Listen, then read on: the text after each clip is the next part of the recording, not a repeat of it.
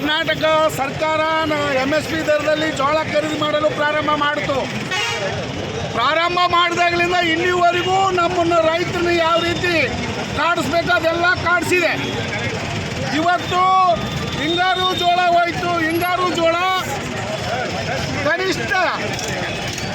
ಕನಿಷ್ಠ ನೋಂದಣಿ ಆಗಿರುವ ಸಂಖ್ಯೆ 13,60,000 ಕ್ವಿಂಟಲ್.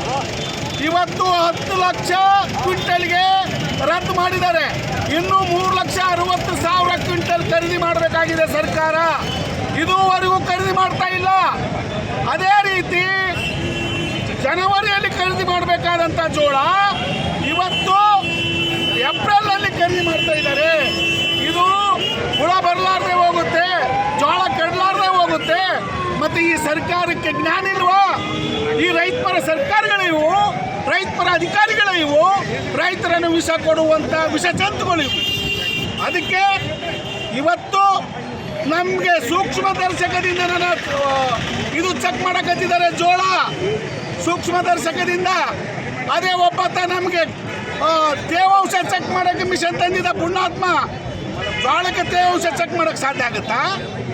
ಇಂತಿಂಥ ತಲೆಕೆಟ್ಟ ಅಧಿಕಾರಿಗಳು ರೈತರ ಬದುಕಿನ ಜೊತೆ ಚೆಲ್ಲಾಟ ಆಡ್ತಾ ಇದ್ದಾರೆ. ಅದಕ್ಕೆ ಅಘೋಷಿತವಾಗಿ ರೈತರು ತಹಸೀಲ್ ಆಫೀಸ್ ಮುತ್ತಿಗೆ ಹಾಕಿದ್ದೀವಿ. ಇನ್ನೂ ಲಾರಿಗಳು ಬರ್ತವೆ. ಆ ಲಾರಿಗಳು ಸಹಿತ ಈ ತಾಲೂಕಾ ದಂಡಾಧಿಕಾರಿ ಕಾರ್ಯಾಲಯಗಳಲ್ಲಿ ನಾವು ನಿಟ್ಟೊಟ್ಟುವಂಥ ಕೆಲಸ ಮಾಡ್ತೀವಿ. ನಮ್ಮ ಸರಳವಾಗಿ ತೂಕ ಮತ್ತು ಲೋಡಿಂಗು ಅನ್ಲೋಡಿಂಗು ಸರಳವಾಗಿ ಆದರೆ ಮಾತ್ರ ನಾವು ಚಳವಳಿಯಿಂದ ಹಿಂಸರ್ತೀವಿ. ಇರಲಿಲ್ಲ ಅಂತಂದರೆ ಇವ್ರದ್ದು ನೋಡಿ ಬಿಡೋಣ ಒಂದು ಕೈ ಅಂತೇಳಿ ರೈತರ ಘೋಷಿತವಾಗಿ ಬಂದಿದ್ದೀವಿ. ನಮಗೆ ಗೊತ್ತು ಈ ರಾಜ್ಯದಲ್ಲಿ ಎಷ್ಟು ಪೊಲೀಸ್ ಇದೆ ಗೊತ್ತು, ರೈತರು ಎಷ್ಟು ಜನ ಇದ್ದೀವಿ ಗೊತ್ತು. ಆದರೆ ನಮ್ಗೇನು ಮಾಡ್ತಾರೆ ಮಾಡಲಿ, ಅದಕ್ಕೆಲ್ಲದಕ್ಕೂ ಸಿದ್ಧವಾಗಿ ಬಂದಿದ್ದೀವಿ, ತಯಾರಾಗಿ ಬಂದಿದ್ದೀವಿ. ರೈತ ಕುಲ ನೋಡೋಣ ಏನಾಗುತ್ತೆ. ಅಧಿಕಾರಿಗಳು ಸಂಪೂರ್ಣ ಮೂರು ಬಿಟ್ಟವರು. ಅಧಿಕಾರಿಗಳೇ ನಮ್ಮ ಸಮಸ್ಯೆ ಮಾಡ್ತಾ ಇರೋದು. 12 ಗಂಟೆ ಆಯಿತು, 12 ಗಂಟೆಗೆ ಬಂದಿದ್ದೀವಿ. ಇನ್ನೂ ಲಾರಿಗಳು ಬರ್ತಾ ಇದ್ದಾವೆ. ತಹಸೀಲ್ದಾರ್ ಬಂದೋದ್ರು.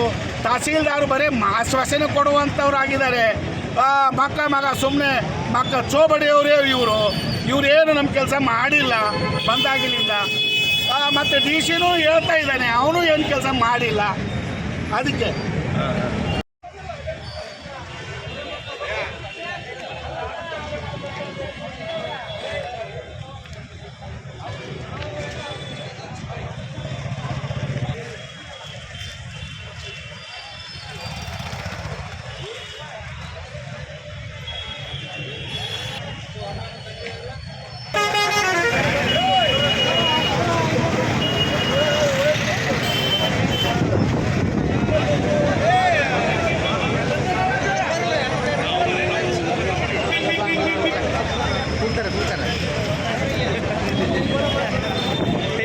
ಘೋಷಣೆ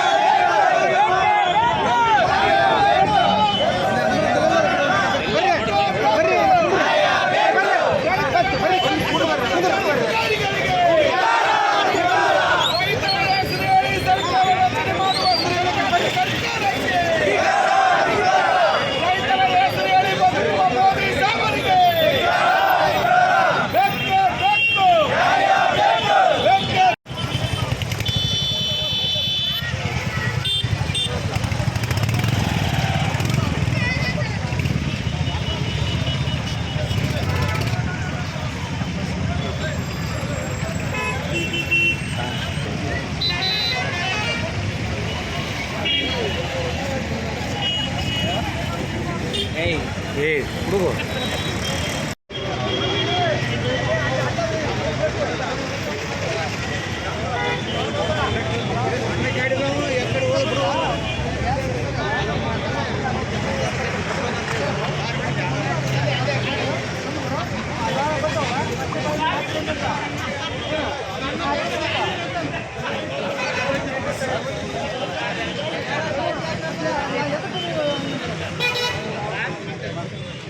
Yeah.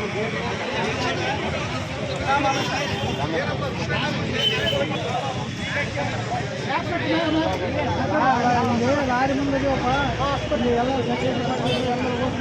ನಮ್ಮೂರೆಲ್ಲ ಮಾತಾಡ್ತೇವೆ.